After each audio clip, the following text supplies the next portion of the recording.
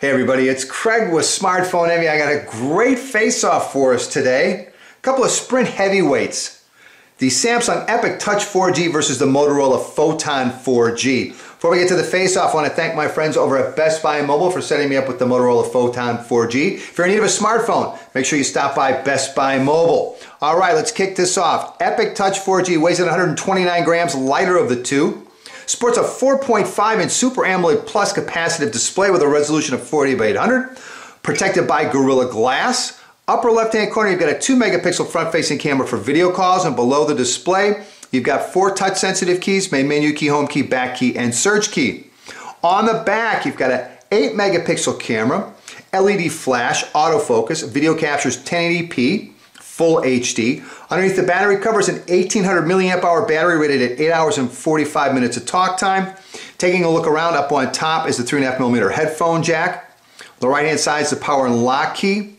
On the bottom is a microphone as well as a micro USB port, and on the left hand side is your volume rocker, and the phone speaker is down here in the lower left hand corner. Alright, let's get on over to our Motorola Photon 4G. Weighs in at 158 grams, so definitely the heavier of the two. Sports a 4.3-inch TFT capacitive touch display, QHD resolution 540x960. Also offers Gorilla Glass. Got a front-facing VGA camera, sort of off-center right.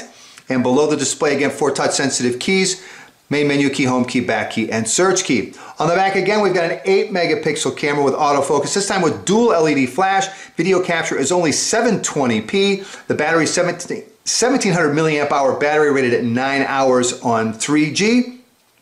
Taking a look around, up on top is 3.5mm headphone jack along with the power and lock key. On the right hand side, nice little chrome accents, little grill work, or I guess grooves you'd call it, volume rocker up and down, and the dedicated camera key. On the bottom is a microphone on the back.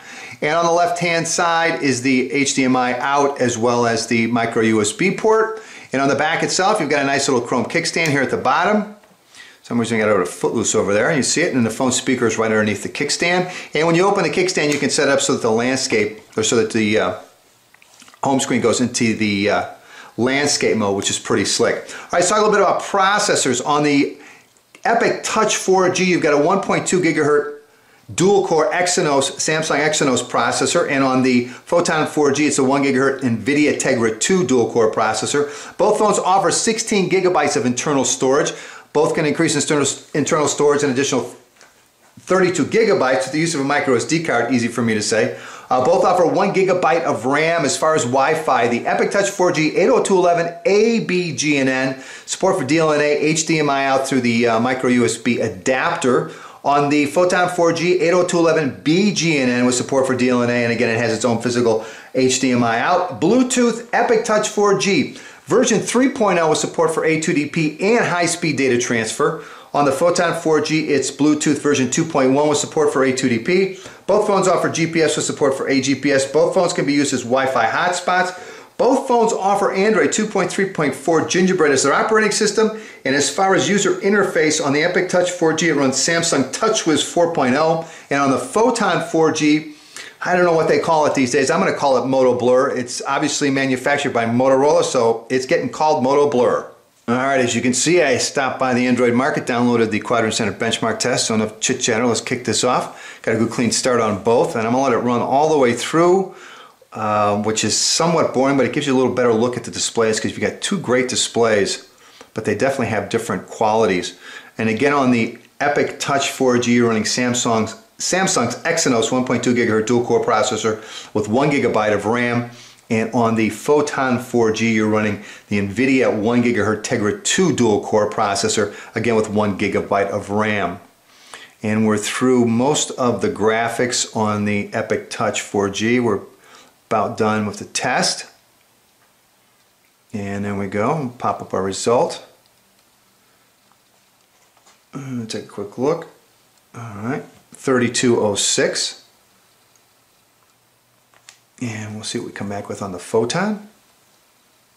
All right. Unfortunately, I have my contacts on instead of my glasses, so reading this, oh, it's not so bad. 2253. So big winner is the Epic Touch 4G, over 3,000, 3,200 versus the 22 or 2,300 of the Photon 4G. Alright, it's time for our unofficial speed test. Let's kill all the background tasks with Advanced Task Killer. Head back to the home screen and we'll start with calendar. That looked like it was the Epic Touch 4G. Let's try maps. It looked to be the Epic Touch 4G, and if I'm wrong, please let me know. Let's try text messaging. Well, I couldn't tell on that one, to be honest. Let's try Gmail. That was definitely the Epic Touch 4G. Let's try settings on both. Or settings on this little bad boy. Let's go down here to S. And that seemed to be the Epic Touch 4G. Let's try the camera on both. That definitely seemed to be the Epic Touch 4G. Let's try third-party Fandango. Again, they're both running off the same Wi-Fi network. And we'll skip that ad. We'll skip that ad. We'll skip that ad. There we go.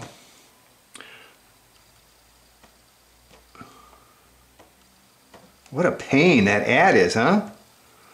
Alright, let's play the trailer on both of these and see who loads them up first. Guess I missed it. Sorry about that. It looks pretty neck and neck though. Nope. Photon 4G was a little quicker. Overall though, I'd have to say the Epic Touch 4G seemed to respond a little quicker than the Motorola Photon. Let's run our YouTube comparison. I've got them both running off the same Wi-Fi network. Let's take a look at the display quality and as well as how quickly they spool them up, and we're off. I think that was pretty close to even. And it looks like the Epic Touch 4G was there first. Turbo, I guess, is fitting. Still waiting on the... Here it comes.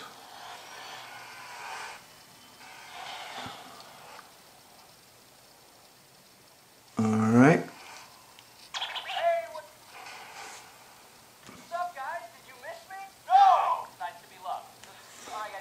Alright. I'm going to change positions till it's what for the Photon to spool up. There you go. Alright. Let's switch this around so you get a look at the light on both from the same level, and we'll go to Ninja Nuns. That sounds entertaining, and we're off.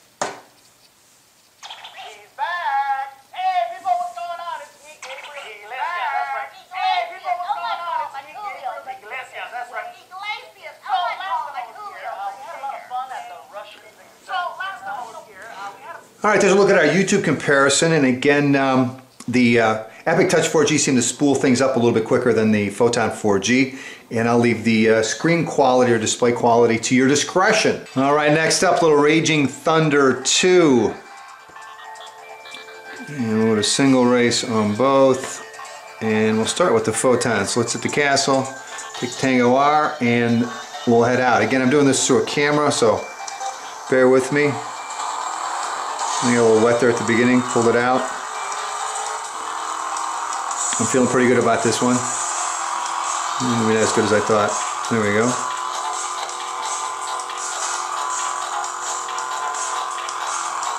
Oh.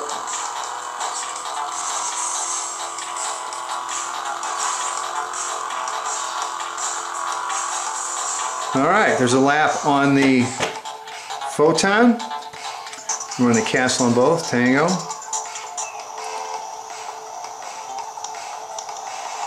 Let me get it over. Here we go. Water both times.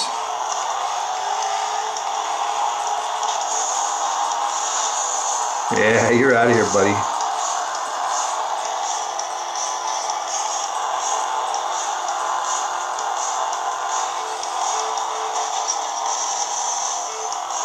Oh. Uh-oh. Ooh. Almost a little issue there. Alright, there's a lap on both of our competitors. Photon 4G and Epic Touch 4G. Next up, let's try a little navigating. Navigate to pavilions. Can you believe I didn't say Starbucks? Looks like they got it. And we had a list from both. Head southwest on St. Croix Court to It probably would have helped if I had the volume turned up on the Epic Touch 4G, but obviously neither one of them had any issue at providing us with voice-guided turn-by-turn navigation, as you can see there. Let's take a look. Let's mute these first so we don't start talking again. And let's go to take a look at the satellite view on both and do a little redrawing and see how it looks. Redraw is pretty quick, as you can see. A great resolution with a QHD display. And we double tap to zoom in, no issues. Pinch to zoom as well. Zoom out. Redraw is pretty quick, looks good. Alright, Epic Touch 4G. No problems as well. Again, we can double tap to zoom in, pinch to zoom to go out. There we go.